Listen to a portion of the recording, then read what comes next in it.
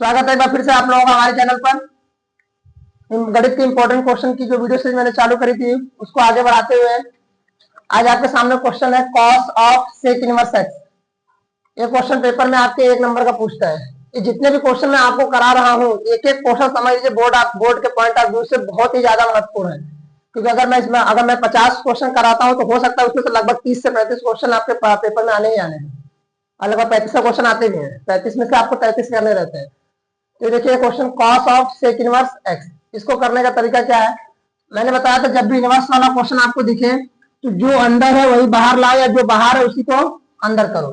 तो जैसे मान लो बाहर अगर कॉस है तो अंदर भी हमको क्या करना पड़ेगा, कॉस लाना पड़ेगा। कैसे आएगा वो, प्रतिलोम त्रिकोणमिति फलन के चैप्टर में आपने कॉन्सेप्ट पढ़ा होगा कि अगर सेक इनवर्स एक्स है, ये प्रॉपर्टी होती है, सेक इनवर्स एक्स है तो इसको हम कॉस इनवर्स लिख सकते हैं।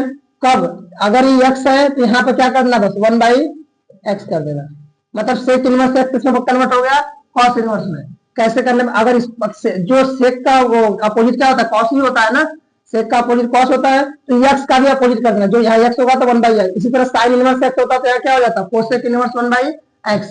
कॉट इनवर्स एक्स होता है तो क्या हो जाता है, टेन इनवर्स 1/x। हो सकता है कि पेपर में मैंने आपको यहाँ पे वाला क्वेश्चन कराया, पेपर में बहुत करेगा टेन और कॉट दे दे या साइन और कोसेक दे दे, करना आपको ऐसे ही है, समझ रहे। तो यहाँ पे सीधे लिखिए कॉस सेक इनवर्स एक्स का हो जाएगा कॉस इनवर्स 1/x। अब बाहर जो है वही अंदर भी है और एक में -1 एक में 1 है, तो पूरा प्रॉपर्टी से क्या होगा, खत्म हो जाएगा। आंसर क्या आ जाएगा आपका, 1/x हो गया। यही करना था। उसके बाद अगले क्वेश्चन की तरफ बढ़ते हैं। इस क्वेश्चन को देखिए, cos x dy/dx plus y sin x equal to 1 का समाकल गुणांक ज्ञात करना है। जब समाकल गुणांक बोल दिया करे समझ जाना कि अवकल समीकरण का जो तीसरा विधि है रैखिक अवकल समीकरण, उसी का क्वेश्चन है ये, और उसी में ही आईएफ निकलता है। तो पहले इसको इस फॉर्म में बनाना पड़ेगा, क्योंकि रैखिक अवकल समीकरण में आपने पढ़ रखा है होता क्या है, dy/dx plus py equal to q होता है। ठीक, मतलब dy/dx का गुणांक कितना होना चाहिए, 1 होना चाहिए, लेकिन यहाँ पर कितना है, cos x है, तो पहले इस cos x को बनाना पड़ेगा। तो cos x से दोनों पक्षों में क्या करो, भाग दे दो। cos x से दोनों पक्षों में भाग करने पर, दोनों पक्षों में जब भाग करेंगे तो क्या हो जाएगा, ये dy/dx बचेगा यहाँ पर, क्योंकि cos x upon cos x cancel हो जाएगा, प्लस y यहाँ हो जाएगा sin x upon cos x equal to 1/cos x। ये हो गया dy/dx plus y sine by cos क्या हो गया आपका, tan x, और ये कितना हो गया 1/cos sec x हो जाएगा, क्योंकि 1/cos क्या होता है, sec x होता है, साइन बाई कॉस क्या होता है, tan x। अब अगर कंपेयर करें इससे, इसको एक बार इसको कंपेयर करें तो देखो यहाँ भी y है यहाँ भी y है, ये tan x है, यहाँ पे क्या है ये p, तो p की वैल्यू कितनी हो गई, tan x, और q की वैल्यू कितनी हो गई, sec x। लेकिन हमको निकालना क्या है, हमको निकालना IF, और IF निकालने के लिए p का ही यूज करते हैं। होता क्या है, e to the power p into dx, याद रखना इसको। किसी का भी अगर किसी कोई अवकल समीकरण दिया, रैखिक अवकल समीकरण है, अगर उसका समाकल गुणांक निकालने के लिए बोल रहा है तो हमको p से मतलब है, किससे मतलब है, p से। तो पहले जो फंक्शन जो आपको समीकरण दिया होगा वहां से p को आइडेंटिफाई कर लीजिए, पता कर लीजिए कि p क्या है।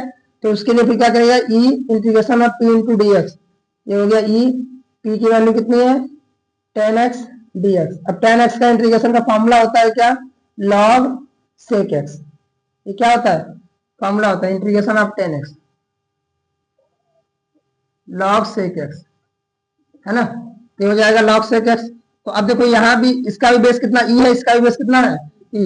जब log में ये यहाँ वाली वैल्यू यहाँ वाली वैल्यू अगर सेम हो जाती है तो पूरा टर्म क्या हो जाता है, हट जाता है, बचेगा क्या, केवल आपका sec x। ये हो जाएगा आपका आंसर।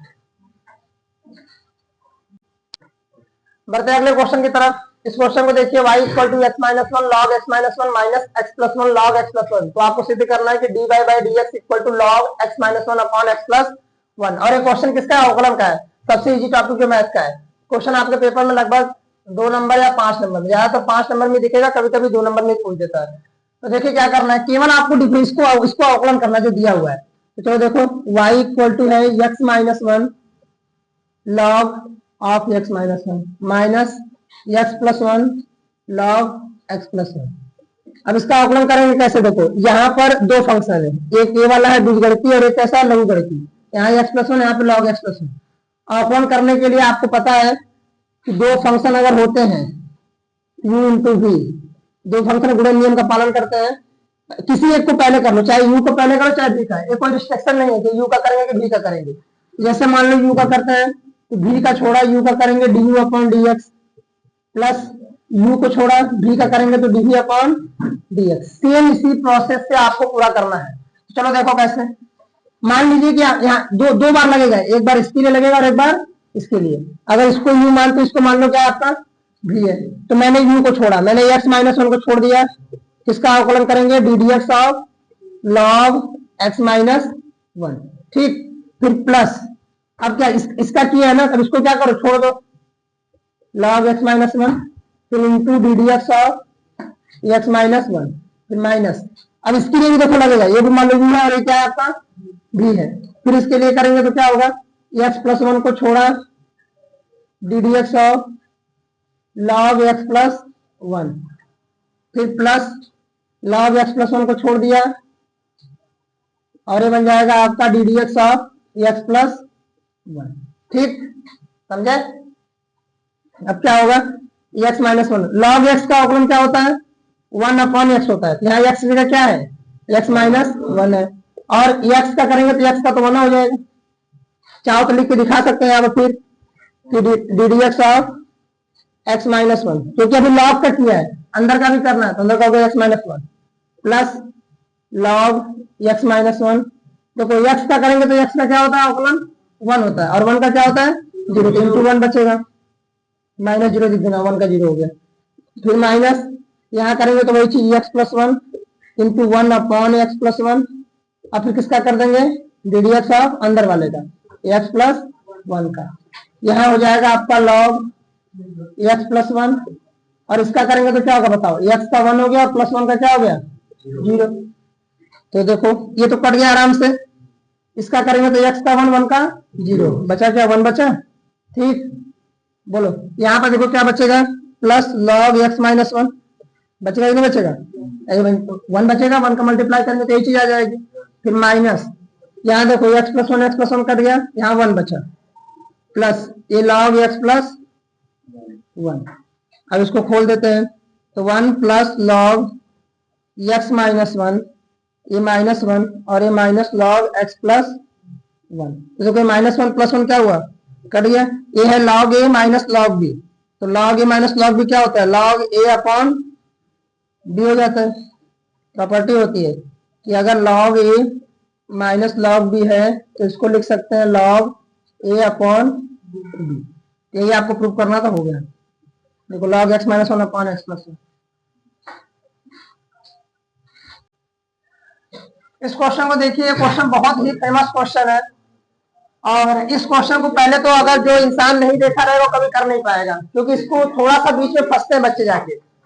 इसको ध्यान से देखिएगा, दो क्वेश्चन आते हैं इस टाइप के, एक 1 अपॉन 1 प्लस 10x आता है, दूसरा आता है 1 अपॉन 1 प्लस cot x, रहता सेम प्रोसेस ही है, बस 10 cot बदल जाता है। और ये क्वेश्चन भी मान के चलिए कि कभी कभी 2 नंबर में या तो कभी कभी 5 नंबर में पूछ देता है, लेकिन 2 नंबर में ज्यादा बार आपको दिखेगा, लेकिन है बहुत ट्रिकी क्वेश्चन। तो चलिए शुरू करते हैं हम लोग इसको। देखो ये हो जाएगा 1 अपॉन, कुछ ना समझ में आया तो पहले tan को बदल दो साइन और कॉस में, कम से कम स्टेप मार्किंग तो लेना है ना, पहले सबसे पहले सीखो कि नंबर मिलते कैसे हैं। शुरू करो, आधा तक सही करोगे, अगर 5 नंबर का क्वेश्चन भी 3 नंबर देके जाएगा, अच्छे लिखे हो तो हो सकता है कि एक आध लाइन नंबर होगा 4 नंबर भी दे देगा। तो पहले स्टेप सही करना सीखो, tan को साइन कॉस में बदले, फिर इसको थोड़ा सा और सॉल्व कर दिए। देखो यहाँ एलसीएम लोग कैसे गए, यहाँ मल्टीप्लाई करेंगे cos x हो गया और ये प्लस साइन x अपॉन में cos x dx। अब ये cos x कहाँ चला जाएगा ऊपर। अब देखो एक नंबर आपका यही बन गया, इतने तक में, इतने तक में आपका जो है एक नंबर बन गया, यहां तक कर दिया, नंबर बन गया। अब इसके आगे चलोगे तो काम शुरू होगा। अब देखो हमको करना क्या है, मैं क्या करता हूँ, अब यहीं से याद, थोड़ा सा 2 लाइन आपको याद करना पड़ेगा कि ऊपर मैंने 2 से मल्टीप्लाई कर दिया और 2 से क्या कर दिया डिवाइड कर दिया, यानी ना 2 से गुणा और भाग करने पर, कहाँ पे अंश में, ये हो गया 1/2। अब जो उसमें कर दिया इसको काट मत देना, तो काटना नहीं है क्योंकि किया है आपने उसको यूज करने के लिए ना। तो अब ये क्या हो जाएगा, इसको मैं लिख देता हूँ cos x plus cos x, क्या लिखता हूँ cos x plus cos x।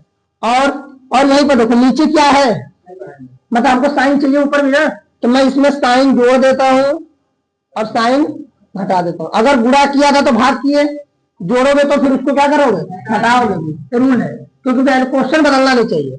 और 1 अपॉन में हो जाएगा cos x plus sine x dx। यहाँ लिख लीजिएगा यहीं पर कि साइन x को जोड़ने तथा घटाने पर। ये हमको लग रहा है कि इस बार भी बोर्ड के पेपर में क्वेश्चन कंफर्म है, तो इसलिए हम अच्छे से इसको देख लीजिएगा। 1/2 हो गया। अब देखो एक cos एक साइन, मतलब एक cos साइन को अपने मतलब अलग अलग कर दीजिए। ये हो गया cos x plus sine x एक ब्रैकेट में, दूसरे में कर दीजिएगा cos x minus sine x upon पूरे के आपका है cos x plus sine x। ठीक, यहां तक हो गया। अब क्या करिएगा, अब इनको अलग अलग कर दीजिएगा, मतलब एक बार इसके नीचे इसको कर दो, एक बार इसके नीचे कर दो, तो क्या हो जाएगा, देखो 1/2 ये हो गया cos x plus sine x upon cos x plus sine x dx। ठीक, देखो एक बार इसके नीचे इसको कर दिया, फिर प्लस लगा के इसको कर देंगे, फिर plus cos x minus sine x upon cos x plus sine x dx।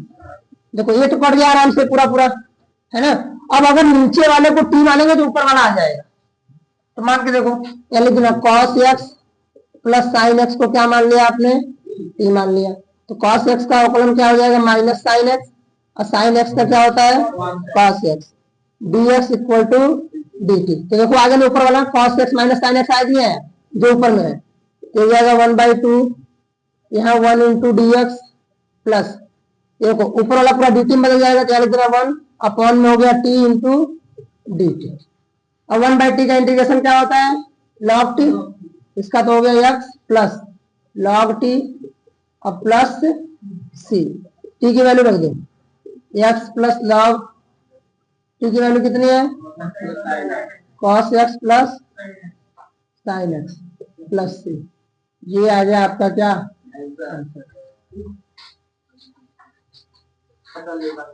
अगले क्वेश्चन की तरफ बढ़ते हैं। ये क्वेश्चन भी आपके पेपर में 5 नंबर में पूछता है, लेकिन कई बच्चे इसको केवल देखो यहाँ पे cos भी है, e पावर x भी है, इसको देख के छोड़ देते हैं, क्योंकि इनसे बहुत डर लगता है उनको। कहीं त्रिकोणमिति दिखा और साथ में चरघातांकी वाला फलन एक्सपोनेंशियल, तो वहीं पर हिंदी मीडियम वाले अपना पेन में रख देते हैं सीधे। तो इसको समझिए, बहुत ज्यादा टफ क्वेश्चन है, बहुत ईजी क्वेश्चन है। बस इसको अगर आप देखो सोचो कि यहाँ e power x 1 plus x है, मतलब कि मैं इसको ऐसे लिख सकता हूँ, अगर मल्टीप्लाई कर दो इसको तो e power x plus x e power x हो गया, अपॉन में cos square x e to the power x dx है। जरा इसको t मान के देखो, x e पावर x को आपने t माना है ना।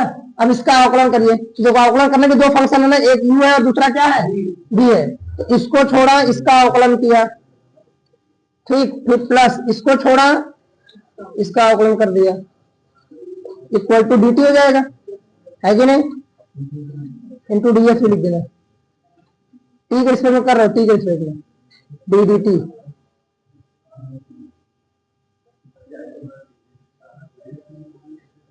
यार को ऐसे कर दो, सीधे सीधे करो डायरेक्ट।